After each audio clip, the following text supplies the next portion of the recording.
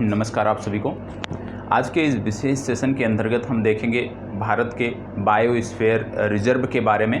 जैवमंडल आरक्षित क्षेत्र कौन कौन से हैं भारत में, उनके बारे में हम यहाँ पर डिटेल्ड चर्चा करने वाले हैं। तो सबसे पहली बात, जैसे कि पिछले सेशन में जो चीज़ें हमने देखी थी, पिछले सेशन में हमने राष्ट्रीय उद्यानों की चर्चा की थी और राष्ट्रीय उद्यान, भारत के जो राष्ट्रीय उद्यान थे उनको हमने एक वीडियो के माध्यम से समग्रता से देखा था। आज के इस सेशन में जैसे हमने आपको बताया कि बायोस्फीयर रिजर्व की चर्चा होने जा रही है कि भारत में कुल मिलाकर कितने बायोस्फीयर रिजर्व हैं और उनकी स्थिति क्या है, इन सब बिंदुओं पर हम चर्चा यहाँ पर करेंगे। तो सबसे पहली बात कि बायोस्फीयर होता क्या है, सबसे पहली बात कि जीवमंडल होता क्या है, इसको हमें समझने की ज़रूरत है कि भाई जीवमंडल होता क्या है। जीवमंडल, ठीक है, पहले बायोस्फीयर क्या होता है, जैवमंडल है, जीवमंडल क्या होता है, इसको हमें समझने की ज़रूरत है। जीवमंडल की जब बात करते हो, बायोस्फीयर की बात करते हो, तो आसान शब्दों में यदि मैं बताऊं तो बायोस्फीयर एक पृथ्वी का ऐसा हिस्सा है, पृथ्वी का ऐसा हिस्सा है जहां पर जीवन विद्यमान है, जहां पर जीवन है, पृथ्वी का ऐसा हिस्सा क्या कहलाता है, जीवमंडल कहलाता है, बायोस्फीयर कहलाता है। ये आपको पता होना चाहिए। तो पहले शब्दों के बारे में हमें पता होना चाहिए। अब आज का जो हमारा टॉपिक है वो है बायोस्फीयर रिजर्व। बायोस्फीयर रिजर्व के बारे में हम देखने वाले हैं। जब बायोस्फीयर रिजर्व की हम बात करते हैं, भारत के बायोस्फीयर रिजर्व की हम बात करते हैं, तो कुछ बिंदुओं को हमें समझना ज़रूरी है और इनमें सबसे पहले हमें यह देखना है कि भारत में जो बायोस्फीयर रिजर्व हैं या वैश्विक स्तर पर जो बायोस्फीयर रिजर्व होते हैं वो किस प्रकार से अधिसूचित किए जाते हैं। ठीक है, कुछ को आप देखते होंगे कि वैश्विक स्तर पर जो यूनेस्को की लिस्ट है उसमें मान्यता मिली हुई है, तो उनके बारे में भी हम यहाँ पर समझने का प्रयास करते हैं। आपको बता दें, यूनाइटेड नेशन की एक संस्था है यूनेस्को, यूनाइटेड नेशन की एक संस्था है यूनेस्को, और यूनाइटेड नेशन की जो ये संस्था है यूनेस्को, इसके बारे में आपको बता दें कि इसका जो कार्य है वो कार्य है विभिन्न देशों की संस्कृतियों को बचाना। विभिन्न देशों की संस्कृतियों को बचाने के लिए यूनाइटेड नेशन की जो संस्था काम करती है उसको हम यूनेस्को के नाम से जानते हैं। अब यूनेस्को की जब हम बात करते हैं तो यूनेस्को ने एक प्रोग्राम चलाया था, वर्ष 1991 में एक प्रोग्राम चलाया था। इस प्रोग्राम को हम जानते हैं MAB के नाम से, आप कह लीजिए MAB प्रोग्राम के नाम से जानते हैं। और यहाँ पर MAB की जब हम बात करते हैं, M for man and B for biosphere reserve, ठीक है, बायोस्फीयर रिजर्व। तो यहाँ पे यूनेस्को ने वर्ष 1991 में एक प्रोग्राम शुरू किया जिसका नाम था मैन एंड बायोस्फीयर रिजर्व। तो यूनेस्को द्वारा ये जो MAB प्रोग्राम चलाया गया था, यह एक इंटर गवर्नमेंटल, आप कह सकते हो कि मुहिम थी या इंटर गवर्नमेंटल जो साइंटिफिक प्रोग्राम था। और इंटर गवर्नमेंटल इसको इस तर्ज पर बोलते हैं क्योंकि यहाँ पर कई सारी संस्थाएं, कई सारी देशों की संस्थाएं मिलकर इस दिशा में काम कर रही थी। साइंटिफिक इसलिए बोलते हैं क्योंकि यह एक प्रकार से यह एक वैज्ञानिक शोध कार्य भी था कि किस प्रकार से मानव पशु संघर्ष को कम किया जाए, किस प्रकार से जो विविधता है, जैव विविधता है, उसको संरक्षित किया जाए। तो इस दिशा में काम करने के लिए MAB प्रोग्राम वर्ष 1991 में चलाया गया था। अब वर्ष 1991 में जो ये MAB प्रोग्राम चलाया गया था, इसके अंतर्गत क्या क्या शामिल था, या आप कह लीजिए आसान शब्दों में इसके उद्देश्य क्या थे। तो इसके उद्देश्यों में सबसे पहला था कि बायोडाइवर्सिटी जो है, जैव विविधता जो है, उसका संरक्षण करना, जैव विविधता संरक्षण, ठीक है, जो बायोडाइवर्सिटी है उसको बचाना, उसके लॉस को कम करना। दूसरा यहाँ पे था कंजर्वेशन, ठीक है, संरक्षण की बात होती थी, संरक्षण की बात होती थी। तीसरा जो इसका उद्देश्य था तीसरा जो इसका उद्देश्य था, उन उद्देश्यों में शामिल था क्लाइमेट चेंज, कि भाई जो जलवायु परिवर्तन हो रहा है, हम जलवायु परिवर्तन से किस प्रकार लड़ सकते हैं, किस प्रकार से जलवायु परिवर्तन को हम रोक सकते हैं। तो तीसरा इसका जो उद्देश्य था, ये था जलवायु परिवर्तन को रोकना, जलवायु परिवर्तन को रोकने की दिशा में कार्य करना। इसके साथ साथ इसका जो चौथा उद्देश्य आपको देखने को मिलता था, वो था सतत विकास, सस्टेनेबल डेवलपमेंट की बात होती थी। सतत विकास भी इसका एक लक्ष्य था, और साथ ही साथ इसका एक लक्ष्य और भी था, क्या, एजुकेशनल एंड रिसर्च, मतलब शोध कार्य, शैक्षणिक कार्य और शोध कार्य की किस प्रकार से मानव पशु संघर्ष को कम किया जा सकता है, किस प्रकार से जलवायु परिवर्तन को कम कर सकते हैं हम इसको कंजर्वेशन इसका करके।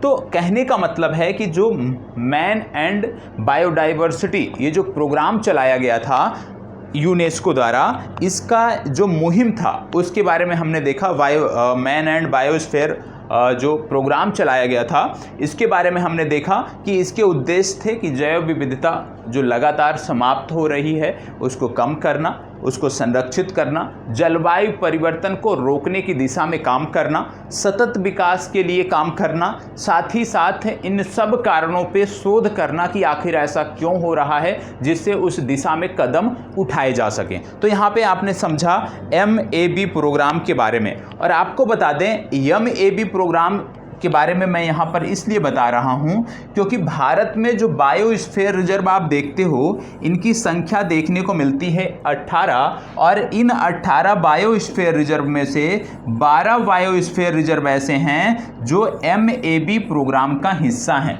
ठीक है, जो MAB प्रोग्राम का हिस्सा है, मतलब मैन बायोस्फीयर प्रोग्राम का हिस्सा है, मतलब ये शामिल कहाँ पे हैं, ये यूनेस्को की जो आप कह सकते हो यूनेस्को की जो world network of biosphere reserve है, world network of biosphere reserve है, इसमें शामिल हैं। तो भारत में कुल मिलाकर 18 बायोस्फीयर रिजर्व आपको देखने को मिलते हैं, और इन 18 बायोस्फीयर रिजर्व में से 12 बायोस्फीयर रिजर्व ऐसे हैं जो world network of biosphere reserve, जो यूनेस्को का प्रोग्राम है, उसका हिस्सा हैं। ठीक है, इतना हमने समझ लिया।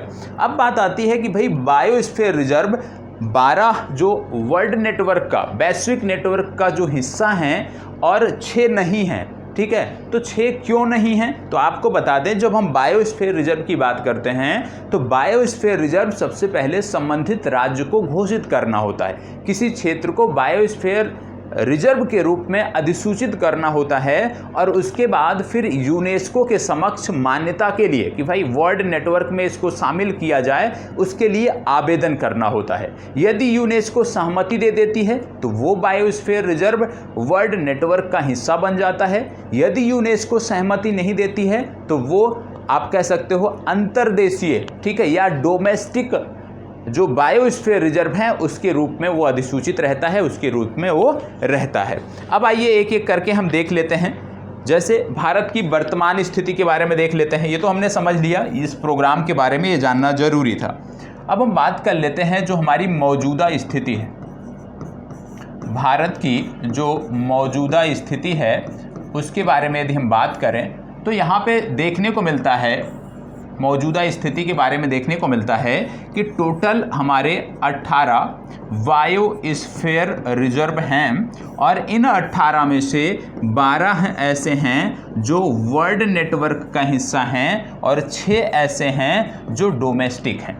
ठीक है, तो सबसे पहली बात तो यही पता होना चाहिए कि टोटल कितने बायोस्फीयर रिजर्व हमारे यहाँ हैं, भारत में कितने बायोस्फीयर रिजर्व हैं, और उन बायोस्फीयर रिजर्व में से कौन किस नेटवर्क का हिस्सा है, ये जानना जरूरी है, अनिवार्य है, आपको पता होना चाहिए। अब आइए एक एक करके हम समझते हैं बायोस्फीयर रिजर्व के बारे में। बायोस्फीयर रिजर्व की जब आप बात करते हो तो इस तरह से, जैसे आपने पिछली कक्षा में आपने देखा था राष्ट्रीय उद्यानों के बारे में, तो वहाँ पे आपने उस एरिया के बारे में समझा होगा।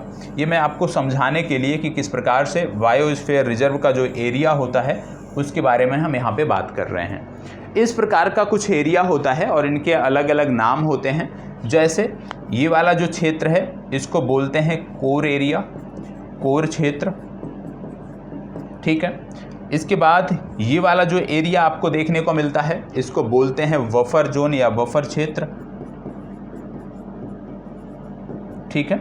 और ये जो सबसे बाहर का एरिया है जहाँ पे सबसे ज़्यादा इंगेजमेंट होता है, जो सबसे बाहर का एरिया है इसको बोलते हैं एरिया ऑफ कॉरपोरेशन, ठीक है, एरिया ऑफ कॉरपोरेशन, ठीक है।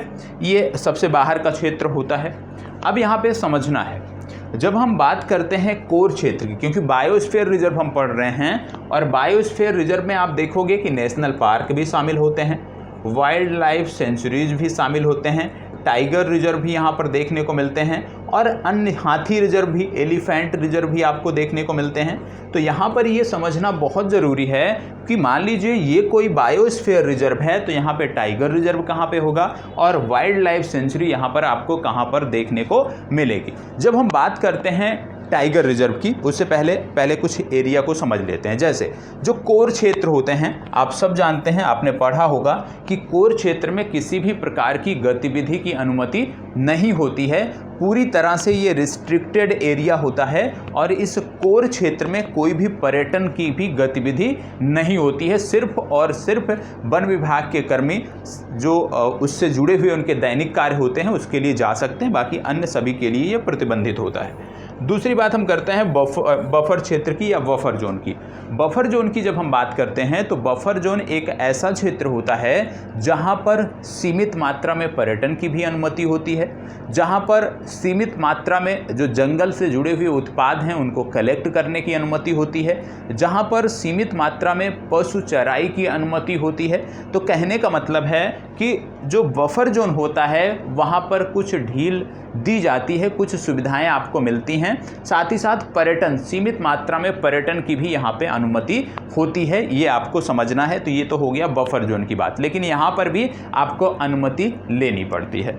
फिर बात आती है सबसे बाहर के जोन की, जिसको हमने बोला एरिया ऑफ कॉरपोरेशन। इसकी यदि हम बात करें तो यहाँ पे बता दें कि सभी प्रकार की गतिविधियों की अनुमति होती है, खनन गतिविधियों की भी अनुमति होती है, ठीक है। आप खनन गतिविधियों के साथ साथ इंडस्ट्री भी यहाँ पे लगा सकते हैं, मतलब पूरी छूट यहाँ पर आपको मिली हुई होती है। अब जैसे आपने समझा कोर और बफर क्षेत्र के बारे में, अब आपको आकलन करना है। कोर और बफर क्षेत्र का मतलब आप समझ चुके हैं, तो ऐसे में आपको बताना है कि भैया कोर क्षेत्र में नेशनल पार्क होगा या वाइल्ड लाइफ सेंचुरी। निश्चित तौर पे कोर क्षेत्र में क्या देखने को मिलेगा, नेशनल पार्क देखने को मिलेगा।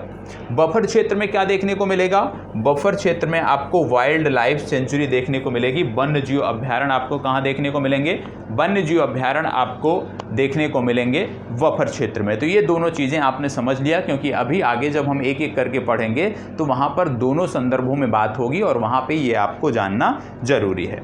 आगे बढ़ते हैं, एक एक करके अब यहाँ पे हम शुरुआत करते हैं, लेकिन उससे पहले कुछ चीज़ें आपको और बता देते हैं जो आपकी पाठ्य पुस्तकों में बहुत कम आपको देखने को मिलते हैं। IUCN एक संस्था है, आप जानते होंगे,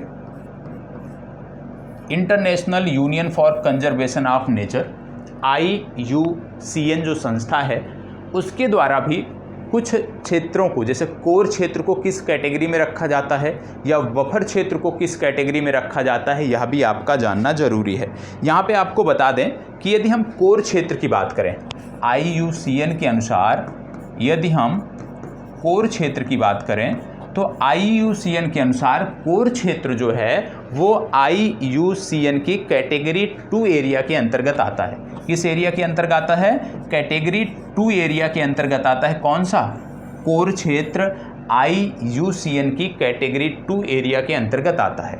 अब यहीं पे यदि मैं पूछ लूँ कि बफर क्षेत्र किस एरिया के अंतर्गत आता है IUCN के अनुसार, तो नोट कर लीजिएगा कि बफर क्षेत्र IUCN के अनुसार कैटेगरी 4 के अंतर्गत आता है, कैटेगरी 4 एरिया के अंतर्गत आता है। तो ये दोनों पता होना चाहिए कि बफर क्षेत्र जो है वो IUCN के अंतर्गत किस क्षेत्र के अंतर्गत आता है या कोर। तो ये पुस्तकों में बहुत कम देखने को मिलता है, लेकिन इसको याद रखिएगा, एडवांस लेवल का यदि प्रश्न पूछा जाएगा तो यहाँ से प्रश्न बन सकते हैं। इसके साथ साथ एक चीज़ आपको और समझना है कि यदि हम किसी क्षेत्र को इको सेंसिटिव जोन घोषित कर दें, ठीक है, तो वहाँ पे जो गतिविधियाँ हैं वो सीमित हो जाती हैं। मतलब यदि किसी वाइल्ड लाइफ सेंचुरी को भी हम इको सेंसिटिव जोन घोषित कर दे रहे हैं तो जो वहाँ पे छूट थी वो वापस ली जा सकती है, ये भी आपका जानना जरूरी है। अब एक एक करके यहाँ पे हम भारत के बायोस्फीयर रिजर्व के बारे में देखने वाले हैं। सबसे पहले जिस बायोस्फीयर रिजर्व की हम चर्चा करेंगे,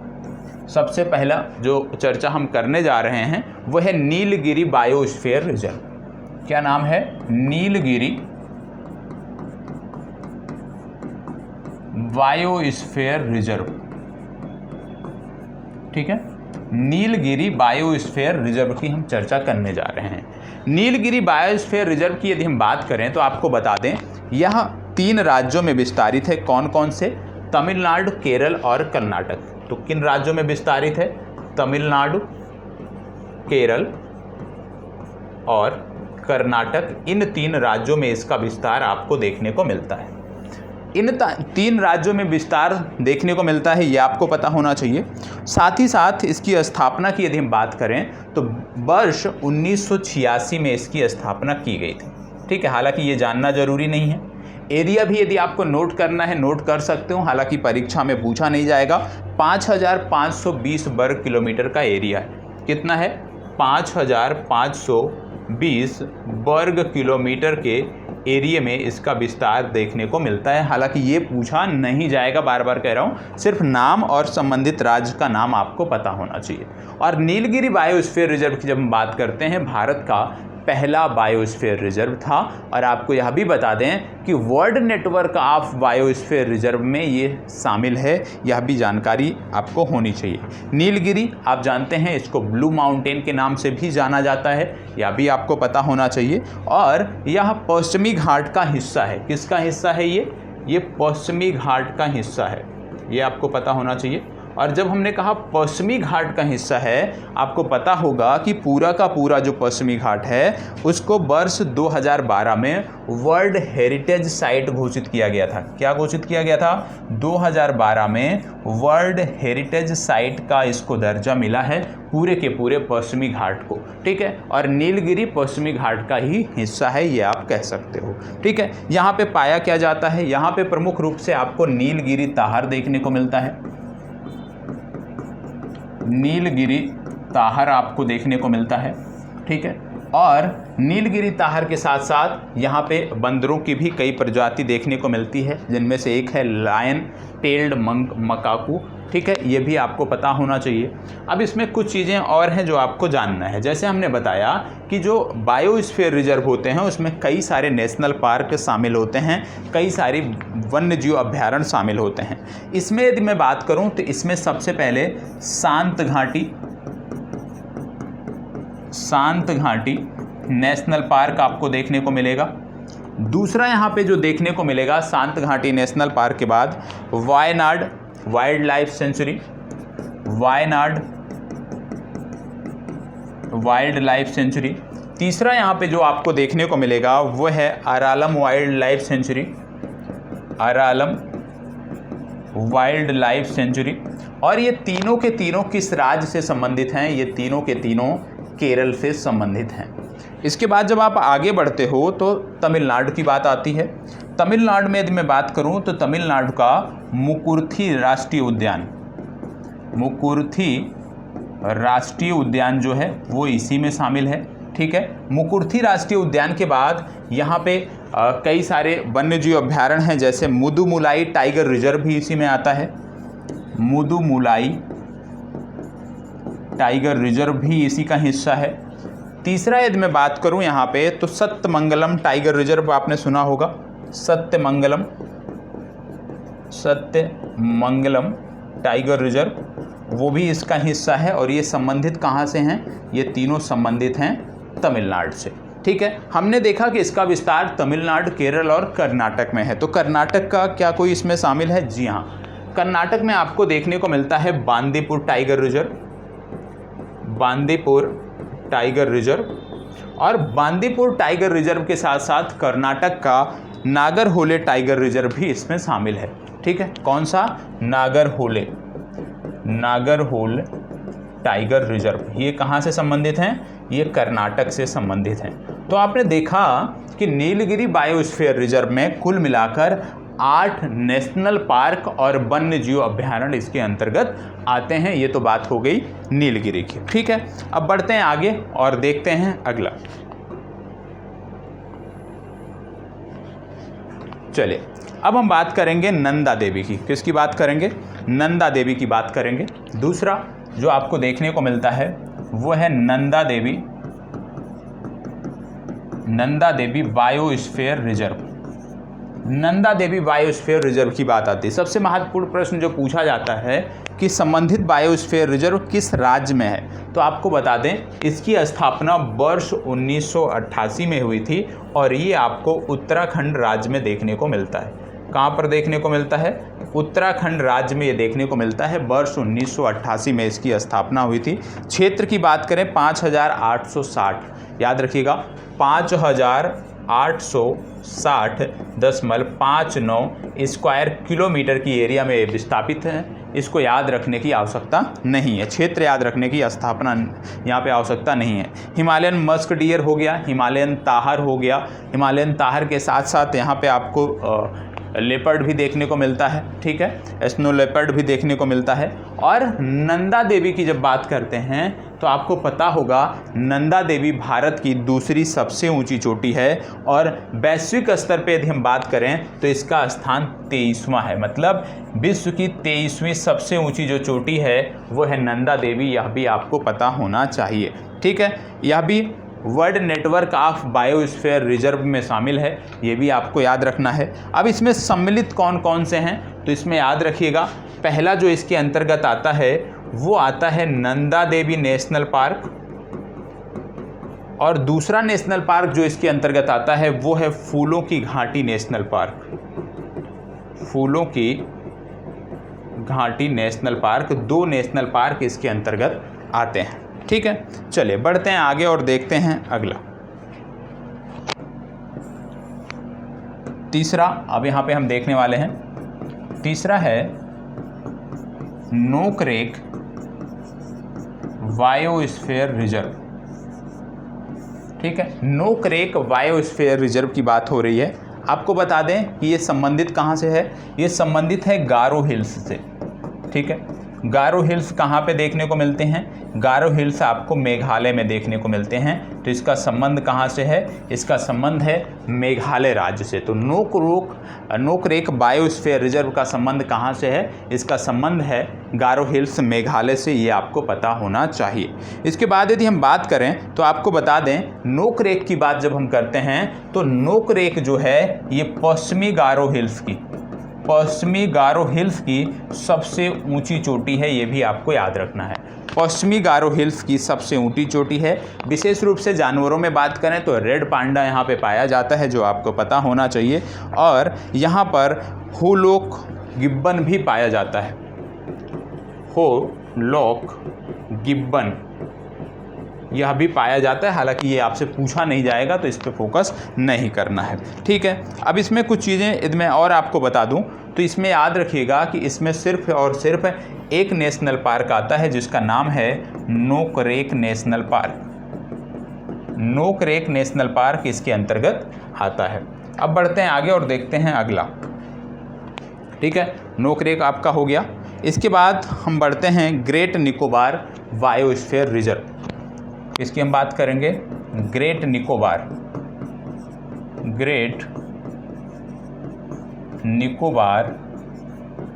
बायोस्फीयर रिजर्व की। ग्रेट निकोबार बायोस्फीयर रिजर्व की हम बात करने वाले हैं। ग्रेट निकोबार बायोस्फीयर रिजर्व की यदि बात करें तो ये जो देखने, क्योंकि आपने पढ़ा होगा अंडमान निकोबार द्वीप समूह, तो अंडमान निकोबार विशेष रूप से 2 द्वीप समूह हैं, एक है अंडमान द्वीप समूह, एक है निकोबार द्वीप समूह। तो ये पाया कहाँ पे जाता है? ये निकोबार द्वीप समूह के अंतर्गत आता है, ये आपको पता होना चाहिए। और आपको बता दें कि ग्रेट निकोबार द्वीप पर ये देखने को मिलता है। कहाँ पे देखने को मिलता है? ग्रेट निकोबार द्वीप पर ये देखने को मिलता है। और इसके संदर्भ में यह भी आपको याद रखना है कि ग्रेट निकोबार के 85% हिस्से पर इसका विस्तार देखने को मिलता है। ग्रेट निकोबार जो द्वीप है उसके 85% हिस्से पर इसका विस्तार देखने को मिलता है। यहाँ पे 2 नेशनल पार्क आपको देखने को मिलते हैं। पहला है Campbell national park, Campbell national park, और दूसरा गैलाथिया बे, गैलाथिया बे नेशनल पार्क। 2 नेशनल पार्क आपको देखने को यहाँ पे मिलते हैं ग्रेट निकोबार बायोस्फीयर रिजर्व में, ये आपको पता होना चाहिए। ठीक है, अब इसके बाद हम आगे बढ़ते हैं और देखते हैं अगले बायोस्फीयर रिजर्व की। अगला बायोस्फीयर जो रिजर्व है, और आपको बता दें कि यह भी world network of biosphere reserve में शामिल है। ठीक है, यह भी world network of biosphere reserve में शामिल है, और ये world network of biosphere reserve में शामिल चौथा बायोस्फीयर रिजर्व है जितना अभी तक हमने देखा है। अब हम बात करेंगे मानस की। ठीक है, मानस बायोस्फीयर रिजर्व की। मानस बायोस्फीयर रिजर्व, मानस नाम से आपको पता है कि संबंधित है कहाँ से, असम से। काजीरंगा मानस कई बार आपने देखा होगा, ये संबंधित है असम से। और नामकरण की यदि हम बात करें, कि भाई मानस नाम कैसे पड़ा है, तो याद रखिएगा कि यहाँ पर मानस नदी है, एक नदी है मानस नदी, जो कि ब्रह्मपुत्रा की सहायक नदी है, उसी के नाम पर इसका नामकरण पड़ा है।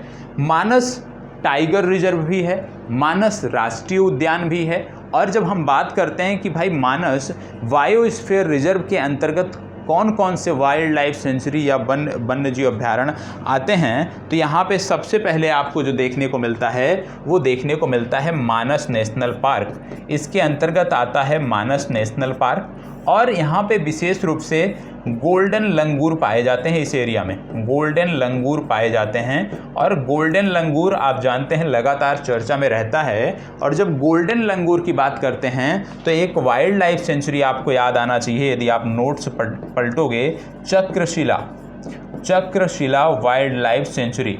चक्रशिला वाइल्ड लाइफ सेंचुरी की जब हम बात करते हैं, यह भी असम से संबंधित है, और इस विशेष वन्य जीव अभ्यारण्य को इसीलिए बनाया गया था कि यहाँ पे गोल्डन लंगूर को संरक्षित करना है। तो चक्रशिला वाइल्ड लाइफ सेंचुरी भी याद रखना है, क्योंकि ये विशेष रूप से गोल्डन लंगूर को संरक्षित करने के लिए बनाई गई थी। ठीक है, चलिए बढ़ते हैं आगे। मानस के बाद अगला जो हमें देखना है वो है gulf of Mannar biosphere reserve. क्या है? Gulf of Mannar biosphere reserve. Gulf of Mannar biosphere reserve की हम बात कर रहे हैं। Gulf of Mannar biosphere reserve की यदि हम बात करें तो सबसे पहली बात, गल्फ ऑफ मन्नार कहाँ पे देखने को मिलता है? कोरोमंडल तट आपने पढ़ा होगा। कोरोमंडल तट कहाँ देखने को मिलता है? ये संबंधित है तमिलनाडु से। ठीक है, तो तमिलनाडु और श्रीलंका के बीच जब आप बढ़ते हैं तो तमिलनाडु और श्रीलंका के बीच आपको देखने को क्या मिलता है? मन्नार की खाड़ी। और वहीं पर इसी खाड़ी में 21 छोटे छोटे द्वीप हैं। कितने द्वीप हैं? 21 छोटे छोटे द्वीप हैं, और इन्हीं द्वीपों को मिलाकर gulf of Mannar biosphere reserve बना है। क्योंकि ये समुद्री है तो निश्चित रूप से जानवर जो मिलेंगे वो जलीय जीव मिलेंगे, और यहाँ पे डुगोंग आपको देखने को मिलता है, जिसको समुद्री गाय कहते हो। डुगोंग आपको यहाँ पे देखने को मिलता है, ये आपको याद रखना है। तो gulf of Mannar biosphere reserve Tamil Nadu से संबंधित है। 21 टापू को मिलाकर ये आपको देखने को मिलता है। और गल्फ ऑफ मन्नार की खाड़ी में, भारत और श्रीलंका के बीच मन्नार की खाड़ी मिलती है, वहाँ पर आपको देखने को मिलता है। और आपको बता दें कि world network of biosphere reserve में शामिल ये पांचवा बायोस्फीयर रिजर्व है। ठीक है, अब गल्फ ऑफ मन्नार के बाद हम आगे बढ़ते हैं 6वें नंबर पे। 6वें नंबर पर आपको देखने को मिलता है सुंदरबन बायोस्फीयर रिजर्व। कौन सा है? Sundarban biosphere reserve. और सुंदरबन बायोस्फीयर रिजर्व के बारे में बताऊं कि सबसे पहले world network of biosphere reserve में ये शामिल है, ये आपको पता होना चाहिए। 1989 में इसको बायोस्फीयर रिजर्व के रूप में अधिसूचित किया गया था। ठीक है। पश्चिम बंगाल से संबंधित है। सुंदरबन के बारे में आपको पता होगा क्योंकि सुंदरबन टाइगर रिजर्व भी है, सुंदरबन राष्ट्रीय उद्यान भी है, तो ये पश्चिम बंगाल से संबंधित है। और सुंदरी नामक वृक्षों के कारण इसका नाम सुंदरबन रखा गया है।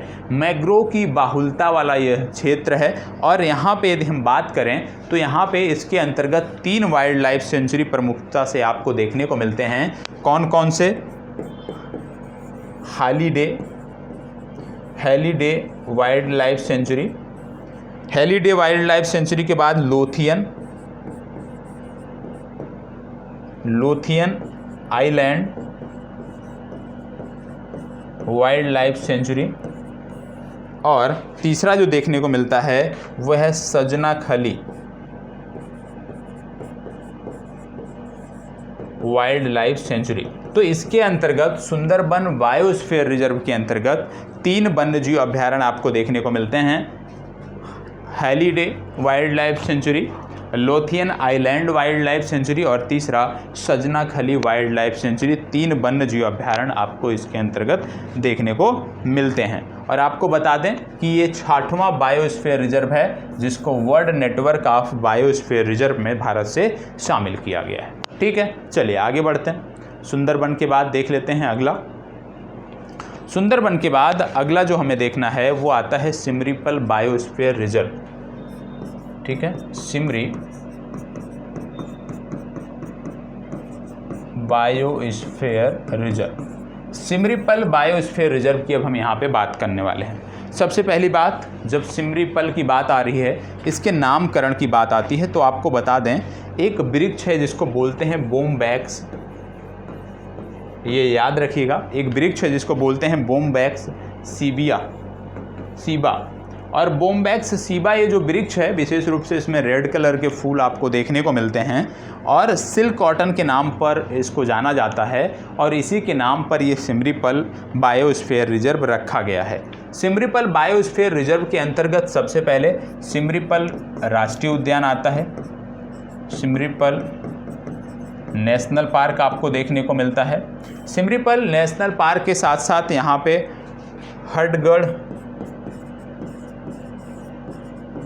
वाइल्ड लाइफ सेंचुरी आपको देखने को मिलता है और हडगढ़ वाइल्ड लाइफ सेंचुरी के बाद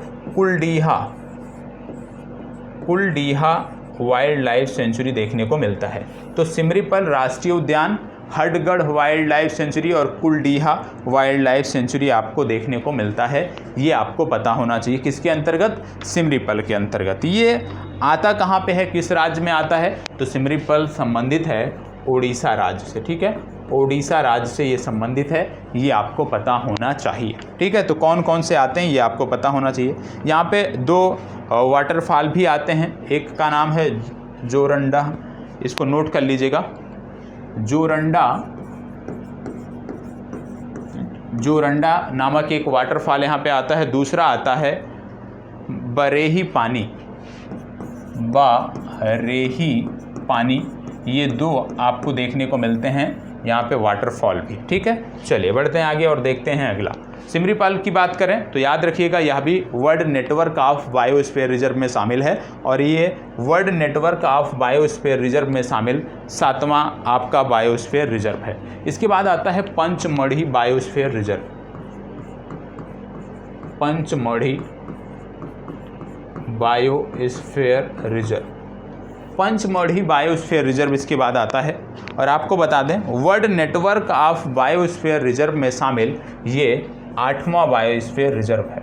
ठीक है, कौन सा है? 8वां बायोस्फीयर रिजर्व है जो कि world network of biosphere reserve में शामिल है। इसके अंतर्गत कौन कौन से आते हैं? इसके अंतर्गत पहले देखने को मिलता है आपको Satpura national park, Satpura national park इसके अंतर्गत आता है। सतपुड़ा नेशनल पार्क के साथ बोरी अभ्यारण्य आपको देखने को मिलता है, इसी के अंतर्गत बोरी अभ्यारण्य।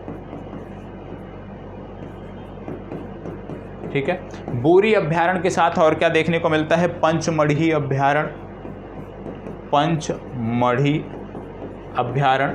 तो यहाँ पे सतपुड़ा नेशनल पार्क, बोरी अभ्यारण्य, पंचमढ़ी अभ्यारण्य, ये 3 आपको देखने को मिलते हैं। यहाँ पे आपको बता दें कि जब हम बात करते हैं सतपुड़ा की तो 7 चोटियों के नाम पर इसका नाम रखा गया था। ठीक है। और इसकी जो सबसे ऊंची चोटी है उसको बोलते हैं धूपगढ़, यह भी आपको पता होना चाहिए। अब बात आती है कि पंचमढ़ी बायोस्फीयर रिजर्व जो है ये किस राज्य से संबंधित है। तो पंचमढ़ी बायोस्फीयर रिजर्व जो है ये मध्य प्रदेश से संबंधित है, ठीक है। और वर्ल्ड नेटवर्क में शामिल ये 8वां है। आगे बढ़ते हैं। अगला जो हम देखने जा रहे हैं वो है दिहांग दिबांग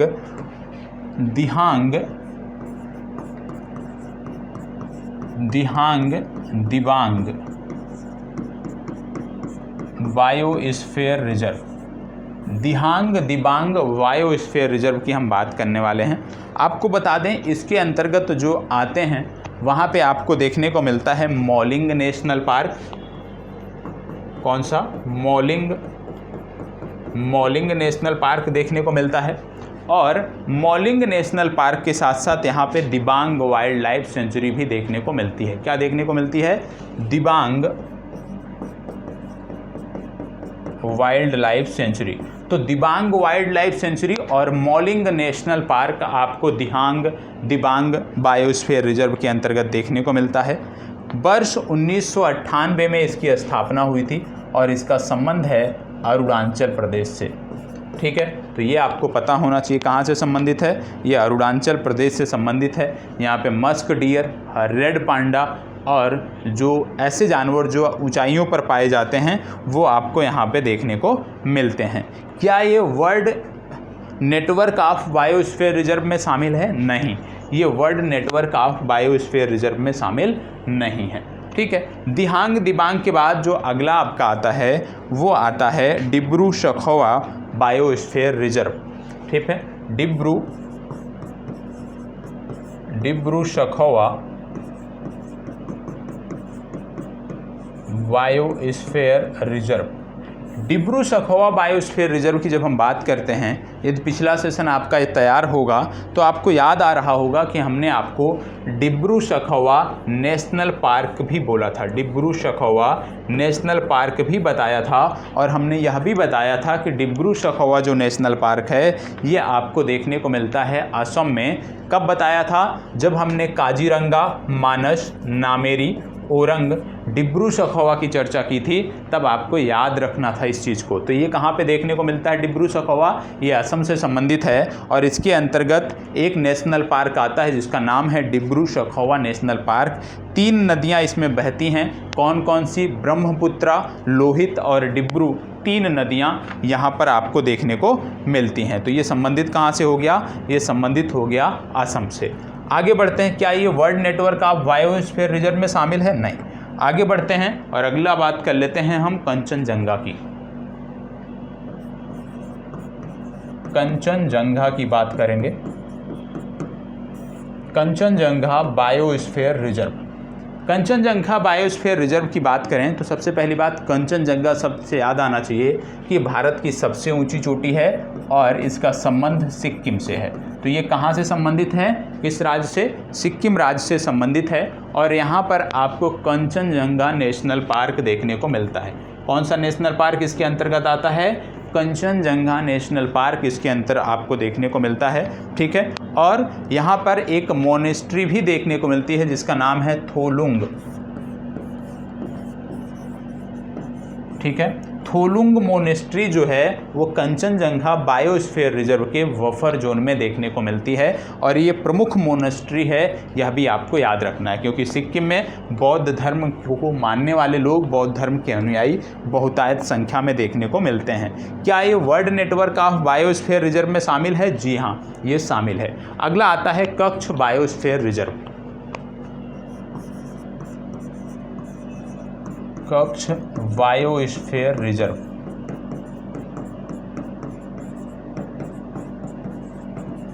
ठीक है। कच्छ बायोस्फीयर रिजर्व की जब हम बात करते हैं तो आपको पता होना चाहिए कि जब हम कच्छ की बात करते हैं तो कच्छ को विशेष रूप से 2 भागों में डिवाइड कर देखा जाता है। एक है the great run of Kutch, ठीक है, और दूसरा आपको देखने को मिलता है लिटिल रन ऑफ कच्छ। तो ग्रेट रन ऑफ कच्छ और लिटिल रन ऑफ कच्छ में ये विस्तारित है, ऐसा आप कह सकते हो। और यहाँ पे जो आपको देखने को मिलता है नेशनल पार्क या राष्ट्रीय उद्यान, तो आपको कच्छ डेजर्ट सेंचुरी देखने को मिलती है। कच्छ डेजर्ट सेंचुरी आपको देखने को मिलती है यहाँ पे। और दूसरा जो यहाँ पे देखने को मिलता है वो है वाइल्ड एस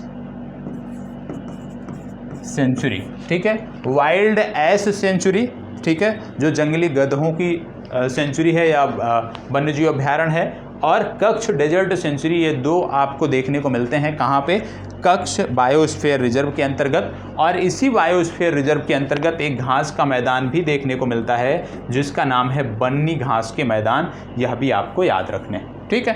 क्या ये वर्ल्ड नेटवर्क में शामिल है? जी नहीं। अगला आपका आता है अचानकमार अमरकंटक। कौन सा आता है? अचानकमार अमरकंटक बायोस्फीयर रिजर्व, ठीक है। सबसे पहली बात कि world network of biosphere reserve में ये शामिल है, ये आपको पता होना चाहिए। और जैसे हमने बात किया अमरकंटक, आपको तुरंत दो नदियां याद आना चाहिए, नर्मदा और सोन। क्यों याद आना चाहिए? नर्मदा और सोन का अमरकंटक से क्या संबंध है, ये आप कमेंट बॉक्स में हमें बताएंगे, ये आपकी जिम्मेदारी है, आज का आपका होमवर्क है। अचानकमार की बात करें तो विशेष रूप से मैकाल जो पर्वत श्रृंखला है उसका विस्तार यहाँ देखने को मिलता है। और इसका संबंध कहाँ से है? तो याद रखिएगा, इसका संबंध है छत्तीसगढ़ से, ठीक है। ये बायोस्फीयर रिजर्व कहाँ से संबंधित है? ये छत्तीसगढ़ राज्य से संबंधित है, ये आपको पता होना चाहिए। और वर्ल्ड नेटवर्क में ये शामिल है, ये हमने पहले आपको बता दिया। अगला जो आपको देखने को मिलता है वो है अगस्त्य मलाई, ठीक है, अगस्त्य मलाई बायोस्फीयर रिजर्व, ठीक है। अगस्त्य मलाई बायोस्फीयर रिजर्व की बात करें तो याद रखिएगा, अगस्त्य मलाई बायोस्फीयर रिजर्व जो है वो आपको देखने को मिलता है केरल राज्य में, ये आपको पता होना चाहिए। और world network of biosphere reserve में ये शामिल है। अगला जो हम देखने जा रहे हैं वो है कोल्ड डेजर्ट बायोस्फीयर रिजर्व। याद रखिएगा, cold desert biosphere reserve. Cold desert biosphere reserve की यदि हम बात करें तो ये संबंधित है हिमाचल प्रदेश से। और इसके अंतर्गत आपको pin valley national park, Chandratal, Sarchu और किब्बर नामक वन्य जीव अभ्यारण्य आपको देखने को मिलते हैं। संबंध कहाँ से है? हिमाचल प्रदेश से। तो सिर्फ इतना याद रख लीजिए कि इसका संबंध है हिमाचल प्रदेश से, ठीक है। क्या ये वर्ल्ड नेटवर्क में शामिल है? वर्ल्ड नेटवर्क में शामिल है तो इसका जवाब होगा नहीं, ठीक है। 11 हमने देख लिए जो वर्ल्ड नेटवर्क में शामिल हैं। अगला है Seshachalam biosphere reserve. Seshachalam biosphere reserve ये अगला है, इसके बारे में हमें देखना है। शेषाचलम हिल्स बायोस्फीयर रिजर्व इसको बोलते हैं। तो शेषाचलम हिल्स बायोस्फीयर रिजर्व जो है ये आपको देखने को कहाँ पे मिलता है, ये आप हमें कमेंट बॉक्स में बताएंगे। चलिए रहने दीजिए, मैं बता देता हूँ। ये संबंधित है आंध्र प्रदेश से, ठीक है, ये आंध्र प्रदेश से संबंधित है। और इसके अंतर्गत एक नेशनल पार्क देखने को मिलता है जिसका नाम है Shri Venkateswara national park. Shri Venkateswara national park आपको शेषाचलम हिल्स बायोस्फीयर रिजर्व के अंतर्गत देखने को मिलता है और इसका संबंध है आंध्र प्रदेश से।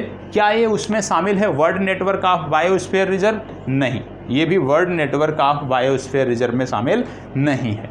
अगला आपका आता है पन्ना बायोस्फीयर रिजर्व। पन्ना बायोस्फीयर रिजर्व। पन्ना बायोस्फीयर रिजर्व की बात करें तो world network of biosphere reserve में शामिल होने वाला ये सबसे नवीनतम बायोस्फीयर रिजर्व भारत का है। और ये भारत का 12वां बायोस्फीयर रिजर्व है जो वर्ल्ड नेटवर्क में शामिल है।